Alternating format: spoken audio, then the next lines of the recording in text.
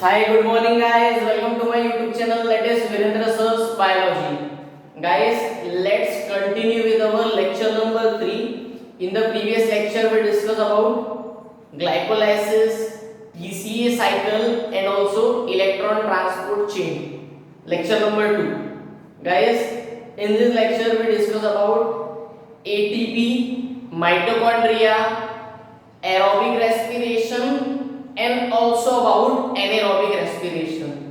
Guys, first start with ATP. We know that ATP is known as energy currency of cell. Guys, सभी को पता है अगर हम बात कर रहे हैं ATP की तो ATP क्या है? Adenosine triphosphate. सबसे पहला आपका मेजर आप याद रखो गाइस, हमने अभी तक के क्या पढ़ा था? इलेक्ट्रॉन ट्रांसपोर्ट चेन में जो हमारे पास में एक NADH2 होता है वो NADH2 कितने ATP देता है? 3 ATP देता है। इसी के बाद में FADH2 कितने देता है? 2 ATP। अरे तो ये ATP होते क्या है और करते क्या है गाइस, ये हमें पता होना चाहिए। तो सबसे पहले ATP जो है ये क्या है? Adenosine triphosphate. ATP का फुल फॉर्म एडिनोसिन ट्राइफॉस्फेट। अब इसी के बाद में ATP बनते कहाँ है? ATP का काम क्या है? एक क्वेश्चन आता है, ATP is known as energy currency of cell. Why? ऐसा क्वेश्चन है। तो गाइस उसका आपको आंसर डायरेक्टली लिखना है। सबसे पहले आपको पता होना चाहिए ATP बनता कहाँ है। ATP कहाँ बनता है आप याद रखेंगे, हमारे बॉडी में एक सेल है जिसको बोला जाता है माइटोकॉन्ड्रिया। मैंने बताया कि स्टार्टिंग में आपको एरोबिक और एनाएरोबिक रेस्पिरेशन जब पढ़ाया था तब मैंने माइटोकॉन्ड्रिया वर्ड लिखा था, it takes place in mitochondria. तो माइटोकॉन्ड्रिया में प्रोसेस होती थी कौन सी? ग्लाइकोलाइसिस। तो ग्लाइकोलाइसिस कहाँ होती थी? माइटोकॉन्ड्रिया में। देन इसी के बाद में हमने एक और पढ़े थे साइटोप्लाज्म। तो साइटोप्लाज्म में कौन सी प्रोसेस होती थी वो सब हमने पढ़े गाइस। अगर मैं बात करूं माइटोकॉन्ड्रिया तो माइटोकॉन्ड्रिया में क्या बनते हैं? ATP। मींस जो हमारे पास में स्ट्रक्चर दिख रहा है ये ATP का है, एडिनोसिन ट्राइफॉस्फेट। माइटोकॉन्ड्रिया में ATP का सिंथेसिस होता है, ATP का फॉर्मेशन होता है। Synthesis means formation. तो ATP सिंथेसिस होता है यहाँ पे माइटोकॉन्ड्रिया। इसी के बाद में हमें एक वर्ड याद रखना है, mitochondrion is known as powerhouse of cell. एक क्वेश्चन और याद रखेंगे, दो क्वेश्चन हम डिस्कस करते हैं। फर्स्ट मैं क्या बता रहा हूँ माइटोकॉन्ड्रिया वाला, तो mitochondrion is known as powerhouse of cell. And second question हम डिस्कस करने वाले ATP is known as energy currency of cell. तो सबसे पहले ATP का स्ट्रक्चर बना है तो ATP डिस्कस कर लेते हैं। ATP is known as energy currency of cell. Mitochondria में ATP बना, ATP का स्ट्रक्चर कैसा रहता है? ये एडिनोसिन ट्राइफॉस्फेट। देखिए इतना जो रिंग है इसको बोलते हैं एडेनिन। हमने कहां पढ़े थे? DNA में जो एडेनिन प्रेजेंट रहता है ये स्ट्रक्चर रहता है एडेनिन। और ये 5 शुगर C5, देखो 1 2 3 4 5 कार्बन वाले को राइबोस। एडेनिन और राइबोस मिला के क्या बनता है? Adenosine. Adenine plus ribose adenosine, ये हो गया एडिनोसिन। इतना जो स्ट्रक्चर हो गया इस 1 2 3 इन तीनों का मिला के क्या हो गया? एडिनोसिन। ट्राई मींस क्या? 3। तो ट्राई 1 2 3, तो ट्राई P मींस क्या? फॉस्फेट। तो ये हो गया एडिनोसिन ट्राइफॉस्फेट। ये कहां बनता है? माइटोकॉन्ड्रिया में। जब एक फॉस्फेट यहां से बाहर निकलता है तो एक फॉस्फेट बाहर निकला, 3 थे तो ट्राई बोले और 2 हो गए तो क्या बोलेंगे? डाई। तो क्या बनाता है? ADP। तो ये जो ATP था इसका एक फॉस्फेट यहां से ब्रेक होता है और ब्रेक होने के बाद में क्या बनता है? ADP means adenosine diphosphate plus एक फॉस्फेट बाहर निकला। ये जो फॉस्फेट बाहर निकला गाइस ये क्या रिलीज करता है? एनर्जी रिलीज करता है। इससे क्या मिलता है? एनर्जी मिलती है बॉडी को। तो जिसके कारण हमने क्या बोले? ATP is known as energy currency of cell. ATP is known as energy currency of cell. अरे एनर्जी सेल को देने का। आप बोलोगे सर ATP क्यों? अरे इसके बाद में क्या होगा? जो ADP बना फिर से बॉडी में माइटोकॉन्ड्रिया में फिर से क्या बनेगा? ATP। माइटोकॉन्ड्रिया में फिर से ATP बना, ATP बनने के बाद में फिर ADP बना, एक फॉस्फेट निकला, उसने क्या रिलीज किया? एनर्जी। फिर से माइटोकॉन्ड्रिया में ATP बना, देन सेम प्रोसेस। तो ये प्रोसेस रिपीटेडली चालू है। अब आपको दूसरा क्वेश्चन क्या था? Mitochondria is known as powerhouse of cell. अरे ये क्या कर रहा है? सेल को पावर दे रहा है। मतलब ये क्या प्रिपेयर करा के देता है? ATP। अगर ATP नहीं रहेगा तो ATP का जो फॉस्फेट है ब्रेक हुआ क्या? नहीं गाइस। तो माइटोकॉन्ड्रिया क्या है? पावर हाउस ऑफ सेल और ATP is known as energy currency of cell. तो ये दोनों क्वेश्चन आपका ब्लू बॉक्स है, वहां पे अच्छे से डिस्क्रिप्टिव वाइज दिया हुआ है, एक बार फटाफट देख लो। ब्लू बॉक्स में पूरा का पूरा कवर हो गया। हाँ गाइस, वो ग्रीन बॉक्स था। हाँ देखो, उसके बाद में नेक्स्ट हमारे पास में पेज नंबर 14 पे जो लास्ट लाइन लिखी है वो देखते हैं हम, जो लास्ट पैरा है। सबसे पहले गाइस वो डिस्कस करने के पहले हम ये डिस्कस कर लेते हैं गाइस। सबसे पहले हमारे पास में रहता था कार्बोहाइड्रेट मींस क्या, ग्लूकोज, C6H12O6। सभी ने देखा है गाइस, पेज नंबर 15 के हिसाब से देखो आप, डायग्राम आपको दिखा है। कार्बोहाइड्रेट जो है ना, ग्लूकोज का ब्रेकडाउन होता था, process known as glycolysis. Glycolysis से पायरुविक एसिड बनता था, पायरुविक एसिड का कन्वर्जन एसिटिल कोएंजाइम में, देन उससे क्रेब्स साइकिल स्टार्ट होती थी और साथ में लास्ट में क्या रिलीज होता था, CO2H2 और देन क्या, इलेक्ट्रॉन ट्रांसपोर्ट चेन के थ्रू एनर्जी। ये सब हमने देखा है। लेकिन गाइस अगर आपने किसी ने अगर थोड़ा भी फोकस किया होगा, मैं क्या बोल रहा हूँ, सफिशिएंट अमाउंट में कार्बोहाइड्रेट बॉडी में नहीं है, मतलब कार्बोहाइड्रेट अगर बॉडी में नहीं है फिर भी हमें अगर ये प्रोसेस कराना है तो हम कर सकते हैं। कैसे, वही हमारा क्वेश्चन है कि अगर हमारे बॉडी में कार्बोहाइड्रेट नहीं है तो ये साइकिल रन नहीं कर सकती। हमें पता है जब तक ये ग्लूकोज का ब्रेकडाउन नहीं हुआ तब तक के साइकिल स्टार्ट नहीं हुई। लेकिन अगर हमारे पास में दो कंपोनेंट है, कौन, first lipid and other one is protein, अगर ये दोनों हमारे बॉडी में प्रेजेंट है तो भी ये साइकिल रन हो सकती है। तो आपका जो पेज नंबर 14 पे लास्ट पैरा है, if insufficient amount of carbohydrate in the body then lipid and protein is used for the process of energy production. अगर कार्बोहाइड्रेट नहीं है तो एटीपी नहीं बनेगा, एनर्जी नहीं बनेगा। लेकिन अगर कार्बोहाइड्रेट नहीं है तो साइकिल अगर रन करना है, एनर्जी बॉडी में बनाना है, तो इसके लिए लिपिड और प्रोटीन भी हेल्पफुल है, क्योंकि लिपिड का कन्वर्जन होता है बॉडी में फैटी एसिड बनाने में और प्रोटीन का कन्वर्जन होता है अमाइनो एसिड बनाने में। जब बहुत सारे अमाइनो एसिड रहते हैं तो इससे प्रोटीन बनता है, अमाइनो एसिड से प्रोटीन बनता है। तो प्रोटीन का जब ब्रेकडाउन किया जाए, प्रोटीन को काटा जाए तो उसमें से बहुत सारे क्या बनते हैं, amino acid. Same concept with fatty acid. तो फैटी एसिड से क्या बनता है, एसिटिल कोएंजाइम, और अमाइनो एसिड से भी क्या बनता है, एसिटिल कोएंजाइम। मींस अगर हमारे पास में कार्बोहाइड्रेट नहीं भी है और लिपिड या प्रोटीन दोनों में से कोई भी एक अवेलेबल है या तो दोनों भी अवेलेबल है तो भी एसिटिल कोएंजाइम बन गया।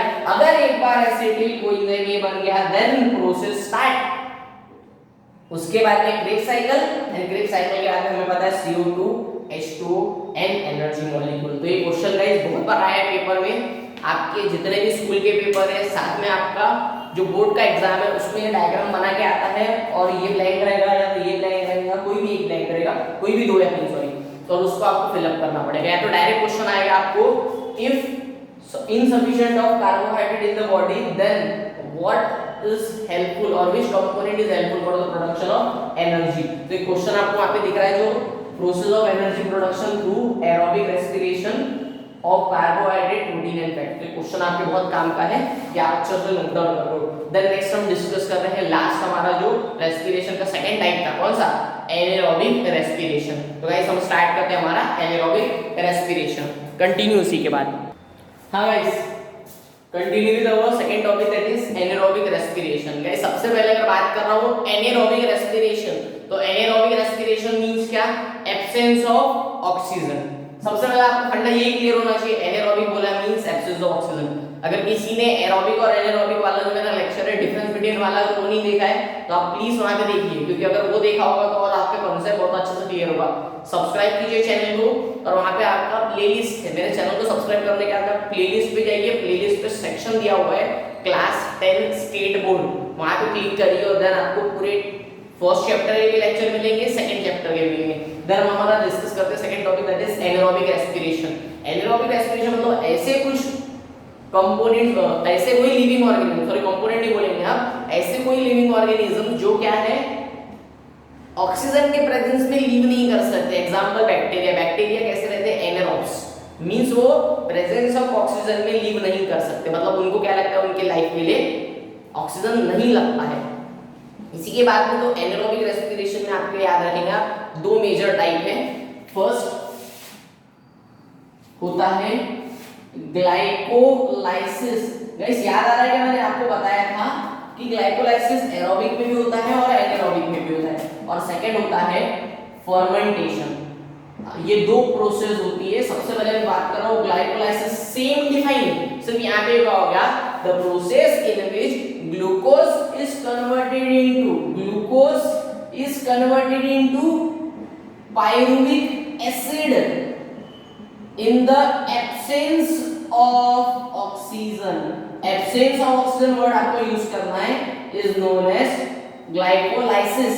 और ये जो पायरुविक एसिड बनता है, देन इसके बाद में जो प्रोसेस होती है फर्मेंटेशन। आपको पहले क्या याद रखना, ग्लाइकोलाइसिस मींस क्या, the process in which glucose is converted into two molecules of pyruvic acid in the absence of oxygen is known as anaerobic respiration. एक और चीज याद रखेंगे, एनाएरोबिक रेस्पिरेशन में एनर्जी जो है एटीपी के मॉलिक्यूल थोड़े से कम बनते हैं क्योंकि एब्सेंस है ऑक्सीजन का। इसी के बाद में क्या होता है गाइस, ये जो पायरुविक एसिड है, the pyruvic acid is converted into acid और अल्कोहल। या तो ये एसिड में कन्वर्ट होगा या तो ये अल्कोहल बनाएगा। Pyruvic acid is converted into acid और alcohol is known as fermentation. तो ये आपका प्रोसेस आपको याद रखना है, second define and first define, दोनों एक दूसरे से कोरिलेटेड है। आपने क्या बताया, glucose is converted into pyruvic acid is known as glycolysis. और इसके बाद में ये पायरुविक एसिड या तो अल्कोहल में कन्वर्ट होगा या तो एसिड में कन्वर्ट होगा। लेकिन डिफाइन क्या है, किसकी डिफाइन है, फर्मेंटेशन की। देन फर्मेंटेशन के बाद में क्या होता है गाइस, अल्कोहल बनता है। अल्कोहल बनाने के लिए माइक्रो ऑर्गेनिज्म यूजफुल है, उसके लिए बोला था यीस्ट। यीस्ट का सेल डिवीजन हम थर्ड चैप्टर में पढ़ेंगे हमारा। इसी के बाद में लैक्टिक एसिड। लैक्टिक एसिड कहाँ पे लिखा है, लैक्टिक एसिड कहाँ बनता है, इरिथ्रोसाइट्स मींस हमारे बॉडी के आरबीसी सेल, हमारे बॉडी में भी होती है गाइस एनाएरोबिक रेस्पिरेशन। मैं बता रहा हूँ एग्जांपल के साथ में, कंफ्यूज नहीं कर रहा हूँ, मैं बता रहा हूँ कॉम्प्लीट। देन मसल्स है।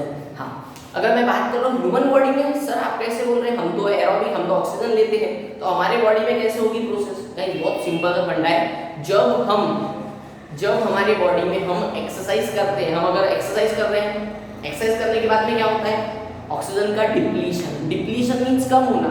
ऑक्सीजन का लेवल कम होने के कारण जो हमारे मसल सेल है, मसल सेल में क्या नहीं पहुंचता, बराबर ऑक्सीजन नहीं पहुंचता है, जिसके कारण हमारी बॉडी में एक एसिड एक्यूमुलेट होता है। टायर्डनेस के कारण, थकावट आने के कारण एक एसिड बनता है जिसका नाम है लैक्टिक एसिड। और ये लैक्टिक एसिड के कारण हमें थकावट लगती है, टायर्डनेस लगती है।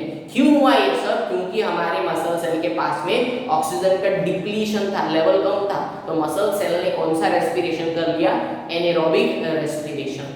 ये फर्स्ट एग्जांपल मैंने ह्यूमन बॉडी में बताया। जब हम एक्सरसाइज करते हैं तब हमारे बॉडी में ऑक्सीजन की कमी होती है, डिप्लीशन होता है, जिसके कारण हमारे मसल सेल एनाएरोबिक रेस्पिरेशन करते हैं। First example. सेकंड, जो सीड रहता है, सीड हमारा जो बीज रहता है ना, बीज सीड, जो सीड सॉइल के अंदर है, तो सॉइल के अंदर रहने के कारण एटमॉस्फेयर का ऑक्सीजन उसके पास नहीं पहुंच पाता, क्योंकि बहुत सारा जो वाटर है, ये अगर सपोज करके चलो हमारा ये सरफेस, अर्थ का सरफेस, ठीक है, यहाँ पे प्लांट है, लेकिन ये प्लांट कब आया, जब यहाँ पे नीचे में सॉइल के अंदर में क्या था, सीड। अब ये अंदर में सॉइल के अंदर में सीड रखे थे, जिसके कारण हमने वहां पे क्या डाले, वाटर भी डालना पड़ेगा। वाटर है जिसके कारण सबमर्ज्ड कंडीशन। सबमर्ज्ड मतलब कैसा, गाइस वहां पे पूरा दब गया है, जिसके कारण सीड को प्रॉपर वे से क्या नहीं मिल रहा, ऑक्सीजन नहीं मिल रहा। तो जिसके कारण सीड को ऑक्सीजन नहीं मिल रहा, फिर भी वो क्या करता है, डेवलप होता है न्यू प्लांट में। तो इसने कौन सा रेस्पिरेशन वहां पे किया होगा, एनाएरोबिक रेस्पिरेशन। तो यहाँ तक के गाइस हमारा पूरा का पूरा दिया एनाएरोबिक रेस्पिरेशन के बारे में। देन हम डिस्कस करेंगे हमारा नेक्स्ट लेक्चर नंबर 4, ये हमारा लेक्चर नंबर 3 था लाइफ प्रोसेस पे। देन हम लेक्चर नंबर 4 में energy from different component, protein, lipid, vitamin, water सब डिस्कस करने वाले हैं गाइस। तो आप प्रॉपर वे से लेक्चर को देखते चलिए। देन हम 4th लेक्चर लेके आएंगे हमारा, जिसके ऊपर में हमारा नेक्स्ट जो लेक्चर बनेगा एनर्जी कंपोनेंट। तो प्रॉपर वे से यहाँ तक क्या प्रॉपर नोट्स बना के रखो, नेक्स्ट लेक्चर में मिलेंगे हम हमारे लेक्चर 4 के साथ में। Thank you so much guys.